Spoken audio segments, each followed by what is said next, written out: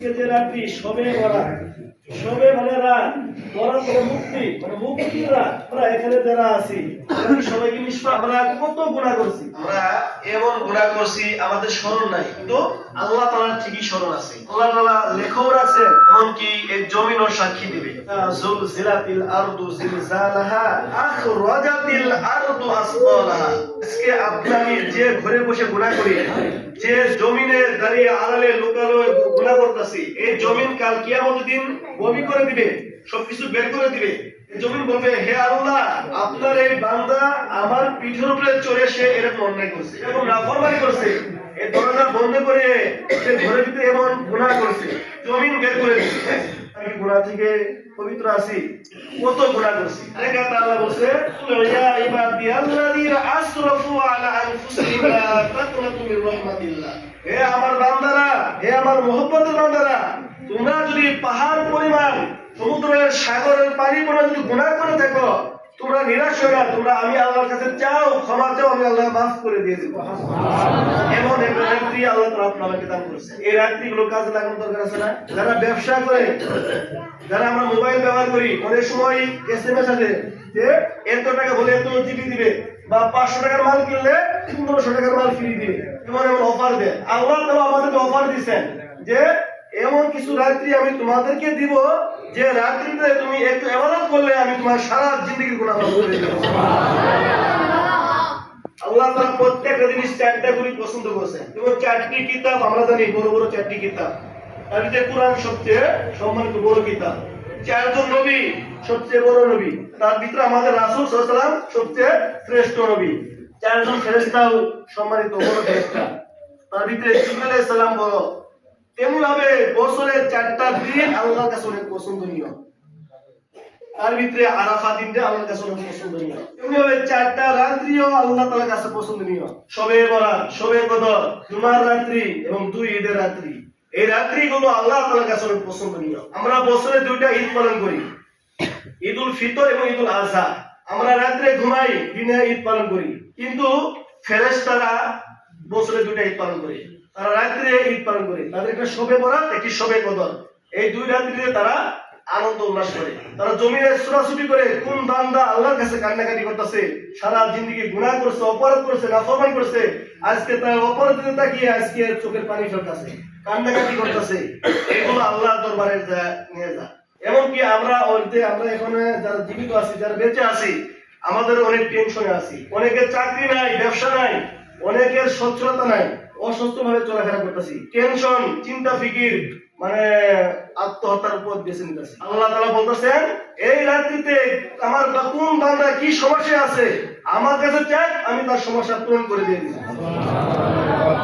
আজকে আমি আমার ছেলে মেয়ের জন্য, চাকরির জন্য কত টেনশন করতেছি। একটা চাকরি হলেই আমার ছেলেটা দিন ভালো যাবে, আজকে কামাই নাই, ব্যবসায় উন্নতি নাই, আপনি কি আল্লাহর কাছে চাই দিতে হবে না?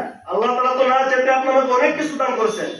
আপনি কি কখনো দরখাস্ত করেছিলেন যে আল্লাহ, আমি দুনিয়াতে আসছি, আমার হাত দুটো ভালো করে দিয়েন, আমার মুখের জবানটা ভালো করে দিয়েন, আমার জেহেন শক্তি বাড়ায় দিয়েন? এগুলো কিন্তু আল্লাহর কাছে চাইছিলাম?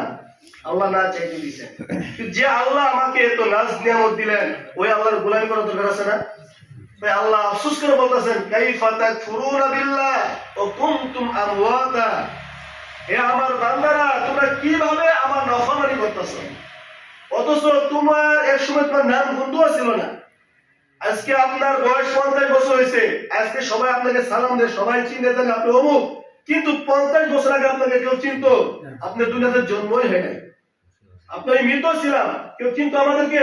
আজকে আমাকে হুজুর বলে, আজকে আমার হাবেশ সাহেব বলে, মুফতি সাহেব বলে আজকে চিন্তাছে, কিন্তু আমার জন্মের আগে আমাকে কেউ চিনতো না।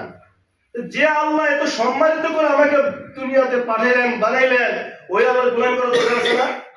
তাই আল্লাহ বলতেছে, কাইফা তাকফুরুনা বিল্লাহ, তোরা কিভাবে আমার নাফরমানি করস, অথচ আমার দেওয়া হাত, আমার দেওয়া চোখ, আমার দেওয়া পা দিয়ে অন্য মালিকের কাজ করস, সারাদিন কাজ করে 1000 টাকা মহিনা পাস, কিন্তু আমি যে নিয়ামত দিলাম, আমার কুদরতে সেজদা দিবি, এটা তোর তৌফিক হয় না? এজন্য ভাই, আমি জিন্দেগির অনেক সময় নষ্ট করেছি, আল্লাহ তাআলা আপনাকে অফার দিয়েছেন যে রাত্রিতে একটু সামান্য সময় আমার সাধ্য অনুযায়ী একটু চোখের পানি ফেলাবো, ইবাদত করব, আল্লাহ তাআলা আমার চির জিন্দেগীর গুনাহ মাফ করে দিয়ে দিবেন। এজন্য আমি এই রাত্রি হেলায় খেলায় নষ্ট করব না। এই রাত্রিটা আমি ইবাদত করব, ইবাদত নফল ইবাদত, যতটুকু পারেন নামাজ পড়বেন, কোরআন তেলাওয়াত করবেন, তাসবিহ তাহলিল করবেন, আর একাকী সুন্দরভাবে দোয়া করবেন, সময় নিয়ে লম্বা সময় নিয়ে দোয়া করবেন। আজকে চোখ বন্ধ হয়ে গেলে কালকে আপনি আমার মাইক হবে, এলান হবে, আপনি আমার জানাজা পড়বে। আজকে আমরা সবাই নামাজ পড়তে আসি, কালকে আমার নামাজ পড়ার জন্য সবাই আসবে। এই জন্য আমি সময় নষ্ট না করি, এখন আল্লাহ তাআলা আপনাকে সুযোগ দিচ্ছেন, এখন আপনি আমাকে ছেড়ে দিচ্ছেন, আবারও তো আমি বান্দাকে ছেড়ে দিছি। এখন এটা যদি আমি সুযোগকে যদি গনিমত মনে না করি, তাহলে তো আমি ধরা খেয়ে যাবো। কাল কিয়ামতের দিন প্রত্যেকটা বান্দা আফসোস করবে, কুত্তার মতো ঘেউ ঘেউ করবে। আল্লাহ ধমক করেন,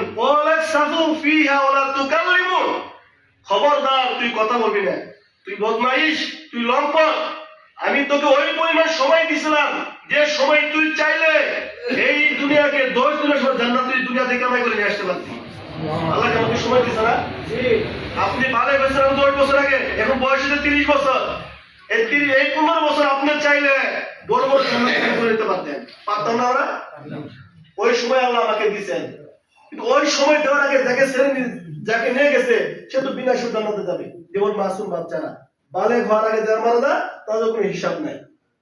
এজন্য আমি নিজের অপরাধের কথা স্বীকার করে সেজদা করে কান্নাকাটি করি, এই সুযোগকে হাত ছাড়াতে না করি। বছরে একটা রাত্রি, আবার সবে কদর কবে আসবো না আসবো, ওই পর্যন্ত হায়াত পাবো না পাবো কোনো গ্যারান্টি নাই। এজন্য সময় আমরা কেউ নষ্ট করবো না, আমাদের সাধ্য অনুযায়ী আমরা নফল নামাজ পড়বো, তেলাওয়াত করবো, তওবা করবো।